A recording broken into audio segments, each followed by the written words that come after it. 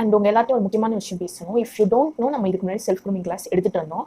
And இப்பவும் நம்ம எடுக்க தான் செய்கிறோம். நான் வாண்டடாக அதை வந்து ஹோல்ட்லையோ எதுலையோ போடல. But still so many people are like, நீங்கள் இன்னும் செல்ஃப் க்ரூமிங் கிளாஸ் எடுக்கிறீங்களா சிஸ்டர், நீங்கள் இன்னும் செல்ஃப் க்ரூமிங் கிளாஸ் எடுக்கிறீங்களா? Yes, we are still taking. And coming 21st, அதாவது June 21st வந்து ஒரு செல்ஃப் க்ரூமிங் கிளாஸ் ஸ்கெடியூல் பண்ணலாம் அப்படின்னு இருக்கேன். ஸோ நீங்கள் இன்ட்ரெஸ்டடாக இருந்தீங்கன்னா எனக்கு வந்து ஸ்க்ரீனில் தெரியிற நம்பருக்கு வாட்ஸ்அப் பண்ணுங்கள். நான் உங்களுக்கு வந்து சிலபஸ் ஃபீஸ் எல்லாமே வந்து சென்ட் பண்ணுறேன். ஒரு கிளாஸில் வந்து பார்த்தீங்கன்னா 2 மெம்பர் தான் இருப்பாங்க. So that I can give my full concentration on them. Also நான் வந்து அவங்களோட ஃபீச்சர்ஸ்க்கு ஸ்பெசிஃபிக்காக மேக்கப் வந்து சொல்லி தருவேன். அண்ட் அவங்களோட ஸ்கின்னை வந்து பர்சனலாக அனலைஸ் பண்ணி எந்த மாதிரி போகலாம் அப்படிங்கிறதையும் வந்து சொல்லி தருவேன். அண்ட் இதுக்கு முன்னாடி நம்ம செல்ஃப் க்ரூமிங் கிளாஸ் அட்டன் பண்ணவங்க என்னெல்லாம் சொல்கிறாங்க அப்படிங்கிறத நீங்கள் பாருங்கள் வீடியோஸில், இல்லாட்டி ஷார்ட்ஸோட லிங்க் இங்கே எங்கேயாவது தரேன், அதையும் வந்து நீங்கள் செக் அவுட் பண்ணி பாருங்கள்.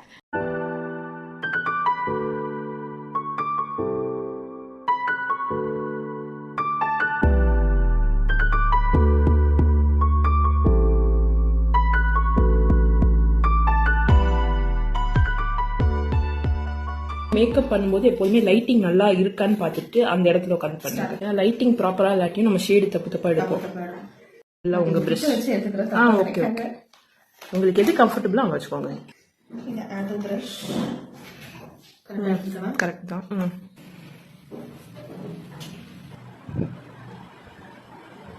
பண்றீங்கன்னா உங்களுக்கே தெரியணும் அது ஷேப் ஃபில் ஆயிருக்கா இல்லையான்னு. ஃபில் ஆயிருக்கா?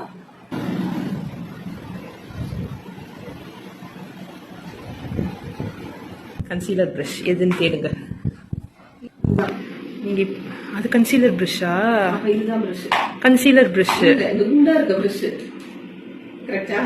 எப்போதுமே பிளெண்டிங் ப்ரஷஸ் எப்படி இருக்கும், ப்ராடக்ட் பிளெண்ட் பண்ற ப்ரஷஸ். நீங்க வந்து ஓப்பனா ஃப்ராங்காவே சொல்லுங்க. உங்களுக்கு ஏதாவது புரியாத மாதிரி இருந்துச்சுனாலும் சரி, ஏதாவது கஷ்டமா இருந்துச்சு, மற்றபடி சொல்லி கொடுத்து பார்க்க எனக்கு எந்த அளவுக்கு ஐஷேடோ டைரக்டா போட்டுருவீங்களா? ஈரத்து மேல ஐஷேடோ வச்சு பிளெண்ட் பண்ணா என்ன ஆகும்? பவுடர் வச்சு எந்த ஒரு ப்ராடக்ட்டையும் செட் பண்ணணும். க்ரீஸ் மேலேயே செட் பண்றீங்க. இந்த கண்ணை மட்டும் க்ளோஸ் பண்ணிட்டு கண்ணாடியில் பாருங்க. அங்கேயா பிடிக்கணும். இதை விட டார்க்கர் ஷேட்னா இது இதோட லைட்டா இருக்கு. இது அதுக்கு என்ன primer? Oil matte primer. Application ஈவனா இருக்கா? இல்ல.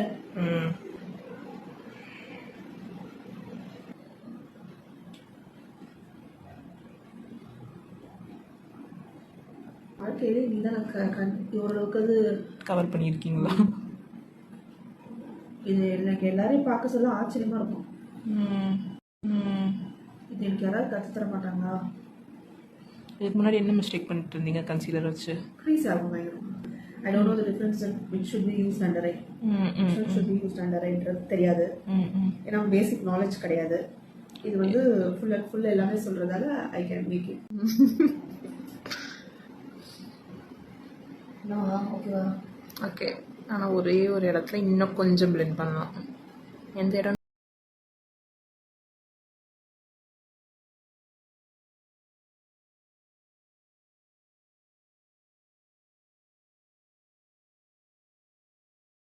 ஸோ செல்ஃப் க்ரூமிங் பற்றி அதுதான். அண்ட் ப்ரொஃபஷனல் பிரைடல் மாஸ்டர் கிளாஸ்க்கும் நிறைய பேர் வந்து என்கொயர் பண்ணுறீங்க, லைக் மாஸ்டர் கிளாஸ் எடுக்கிறீங்களா அப்படின்னு. நான் இது வரைக்கும் எடுக்கலை, but I do have a plan.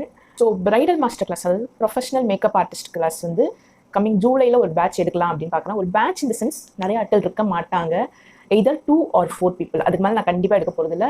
So that என்னோட ஃபுல் கான்சன்ட்ரேஷன் வந்து அவங்களுக்கு கொடுக்க முடியும். அவங்கள வந்து நல்லா வெல் வேர்ஸ்டாக வந்து நான் வந்து ட்ரெயின் பண்ண முடியும். லைக் ஹேர்லேயும் சரி, மேக்கப்லேயும் சரி, சாரீ ட்ரிப்பிங்லேயும் சரி. நான் வந்து நிறைய மெம்பரை இழுத்து உள்ளே போட்டு லைக் நானும் சொல்லித்தரேன் அப்படின்னு சொல்லி தந்துட்டு என்னால் ஒவ்வொருத்தர் மேலேயும் கான்சன்ட்ரேஷன் கொடுக்க முடியலன்னா எனக்கே வந்து அது கில்ட்டியாக ஃபீல். அண்ட் இந்த 2 or 4 peopleக்குமே வந்து நான் மேக்ஸிமம் டிஸ்கவுண்டட் ப்ரைஸ் தர போகிறேன். மார்க்கெட் ப்ரைஸை விட ரொம்பவே கம்மி, கிட்டத்தட்ட 50% வந்து லெஸ் அமௌண்ட் தான் வந்து ஃபீயாக இருக்கும்.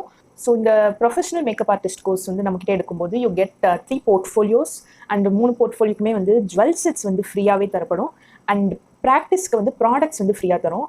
ஸோ ப்ராடக்ட்ஸ் வந்து பார்த்தீங்கன்னா உங்களுக்கு வந்து அஃபோர்டபுள்லேருந்து ஹை அண்ட் ப்ராடக்ட்ஸ் வரைக்கும் எல்லாமே நீங்கள் வந்து யூஸ் பண்ணி லைக் எக்ஸ்பீரியன்ஸ் பண்ணி பார்க்க முடியும். லைக் நீங்கள் எடுத்தோன்னே வந்து ப்ராடக்ட்டில் இன்வெஸ்ட் பண்ணுங்கன்னு நான் சொல்ல மாட்டேன். பிகாஸ் நீங்கள் வந்து ஒரு ப்ராடக்ட் யூஸ் பண்ணி பார்த்தீங்கன்னா தான் உங்களுக்கு ஒரு ஐடியா கிடைக்கும். ஓ, இந்த ப்ராடக்ட் இப்படி இருக்கும் போல், நம்ம இது வாங்கலாம், இது வேணாம், இது எனக்கு பிடிச்சிருக்கு, இது எனக்கு பிடிக்கல. ஒவ்வொரு ஆர்டிஸ்ட்டுக்கும் வந்து ஒவ்வொரு ஃபீல் இருக்கும். ஓகேங்களா? ஒரு ப்ராடக்ட் எனக்கு பிடிக்கும், பட் வேற ஒரு ஆர்டிஸ்ட்கள் பிடிக்காம இருக்கலாம். ஸோ நீங்கள் வந்து எல்லா ப்ராடக்ட்ஸையும் வந்து யூஸ் பண்ணி உங்களுக்கு எது பிடிக்குதோ அதை வந்து நீங்கள் ஃபர்தராக இன்வெஸ்ட் பண்ணிக்கலாம்.